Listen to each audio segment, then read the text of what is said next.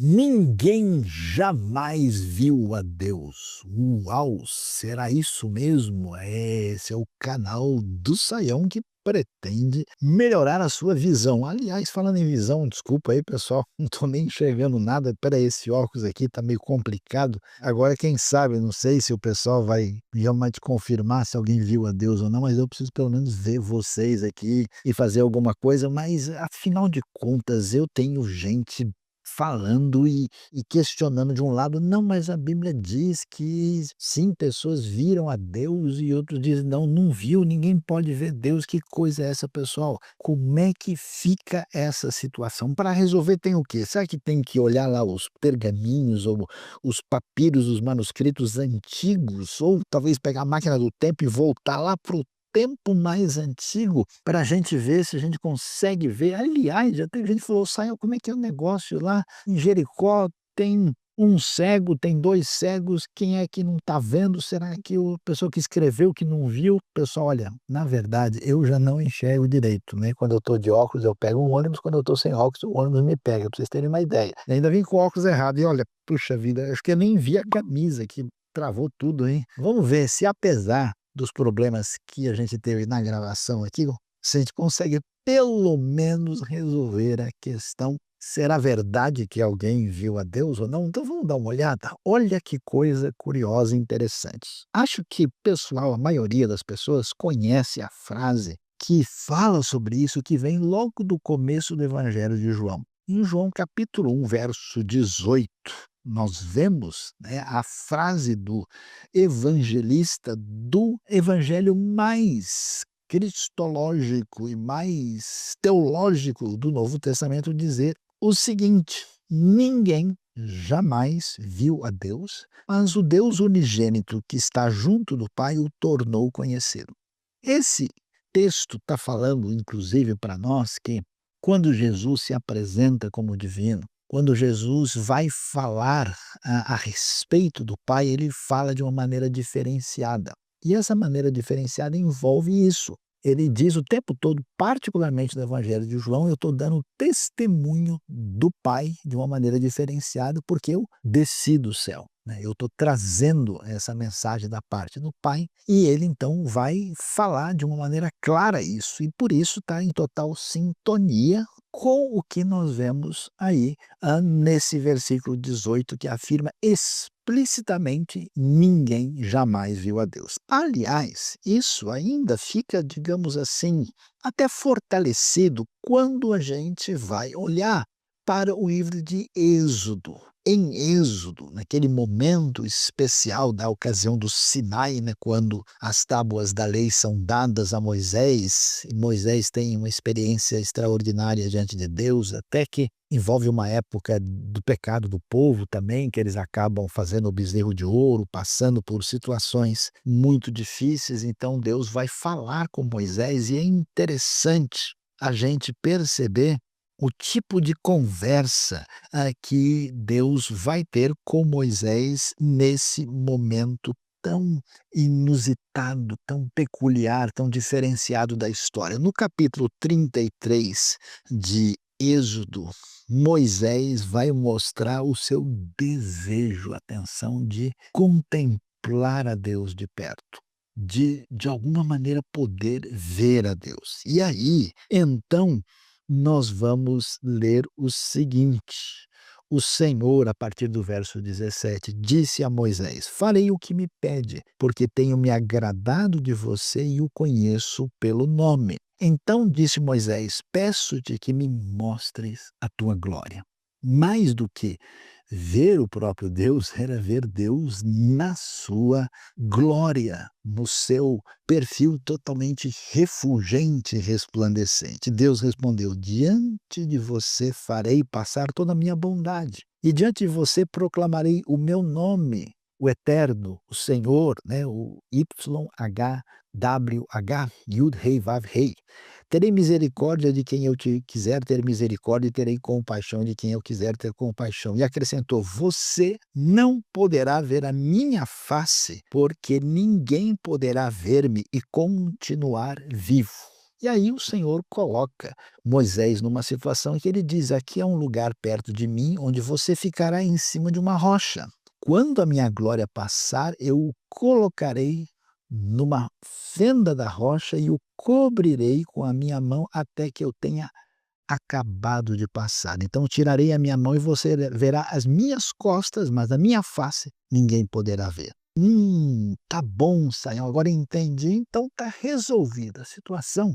Lendo João 1,18, lendo Êxodo 33, ficou claro que ninguém jamais viu a Deus. Pois é, pessoal, aí é que a gente começa a enxergar e a ver uma outra realidade que aparece também em outros textos bíblicos. Quer ver? Se a gente leu Êxodo 33, o que a gente pode dizer quando lê Gênesis capítulo 32?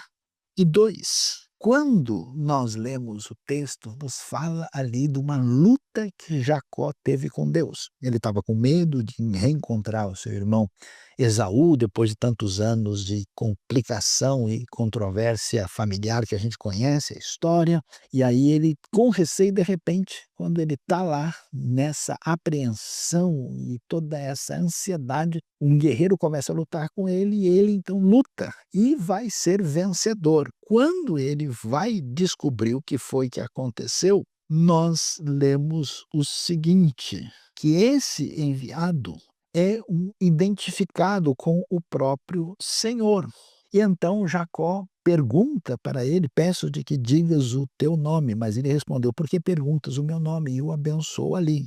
Jacó chamou aquele lugar Peniel, pois disse: vi a Deus face a face, todavia minha vida foi poupada. Olha que declaração de Gênesis: vi a Deus face a face. Aliás, nós vamos ver, por exemplo, Isaías capítulo 6, a chamada de Isaías, né? No ano em que o rei Uzias morreu, eu vi o Senhor assentado num alto e sublime trono. E aí os serafins aparecem no contexto do momento da chamada de Isaías. E agora então a gente fica pensando: ô Saião, que confusão! Ajude aí a melhorar a nossa visão. Como é que a gente vai melhorar a visão? Será que dá para ter uma melhor explicação para entender qual que é o sentido dessa questão? Então, pessoal, vamos lá. Quando a gente estuda sobre Deus na Bíblia, fica claro, é verdade que Deus, na sua essência, naquilo que os teólogos gostam de falar sobre o que a gente chama da triunidade divina na sua ontologia. Deus está acima do tempo, está acima do espaço, até para a gente pensar num universo tão gigantesco com todas as coisas. É claro, se existe uma causa superior acima disso, tem que estar além disso. Nenhum sistema encontra explicação de si mesmo apenas de maneira interna, ele tem que ter um elemento externo que venha explicá-lo e justificá-lo. Então, Deus está acima de tudo. Nesse sentido, no seu poder, na sua essência, naquilo que envolve, né, a essência da divindade, é claro que nenhuma criatura mortal, limitada, pequena, pode ver assim. No entanto, uma das ideias mais extraordinárias que existem na Bíblia é a ideia de que Deus se manifesta entre aqueles que são motivos da sua intervenção na história. E isso é chamado de teofania, de theos e phaneros, do grego, que é manifestação divina. Então, nesse sentido, quando você lê várias vezes no próprio Antigo Testamento a expressão "o anjo do Senhor apareceu", esse anjo do Senhor muitas vezes é o anjo do Senhor com letra maiúscula, ou seja, um anjo que é o próprio Senhor. Assim, quando nós vamos ver as experiências de pessoas como Agar, como Manoá e a sua esposa no nascimento de Sansão, como Abraão, especialmente em Gênesis 18, né, como o próprio Moisés, na sua experiência e até diante da sarça ardente, nós temos ali vários casos de manifestação do próprio Deus. Então, nesse sentido, o que a gente pode chamar de Deus autolimitado e estando manifestado de uma maneira em que ele se faz presente no tempo e no espaço para se comunicar com aqueles que são suas criaturas, aqueles que estão inclusive em aliança com ele, são motivo da sua misericórdia, da sua visitação. Nesse caso, nós temos muitas vezes a expressão bíblica que faz sentido, que a pessoa viu a Deus. Não no sentido que Moisés gostaria, em que Deus disse: olha, não é possível que você me contemple. Mas sim no sentido que Isaías viu, no sentido em que Jacó viu, e até mesmo teve uma espécie de luta especial aí que foi apresentada. E então, nós concluímos que agora a gente entende com mais clareza por que alguns textos dizem que várias pessoas viram a Deus e outros textos dizem que ninguém viu a Deus. E finalmente nós vemos a manifestação da pessoa de Cristo Jesus, nosso Senhor. Então eu acho às vezes interessante que alguém pensa, mas como é difícil imaginar que Deus estava em Cristo. Pois é, mas às vezes a pessoa vê a sarça ardente, né, vamos dizer, uma planta em chamas e talvez não tenha dificuldade de ver uma planta em chamas para perceber que ali estava uma realidade de manifestação do próprio Deus eterno. Por isso,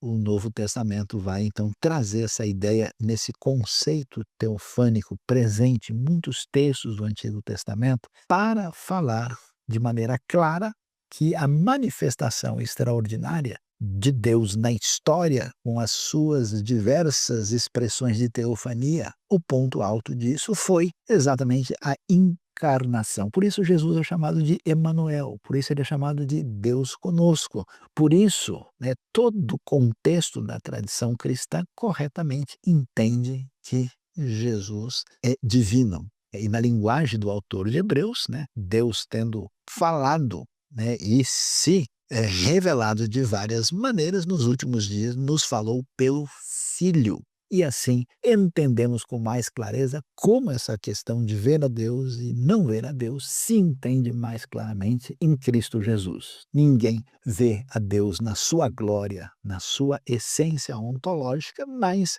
vemos o Filho e, consequentemente, vemos o Pai com essa culminação dessa realidade teofânica tão extraordinária, bela, que encontramos nas Escrituras Sagradas. Então, aí, esse é o canal do Saião e espero que você tenha melhorado a sua visão para enxergar questões aparentemente problemáticas da Bíblia, mas que, na verdade, tem boa solução, especialmente quando a gente estuda e compreende a razão daquilo que foi revelado para nossa mente e também para o coração. Não se esqueça, aperte o sininho, inscreva-se no canal, divulgue para os amigos e seja você também aí um apoiador, um parceiro do canal do Saião.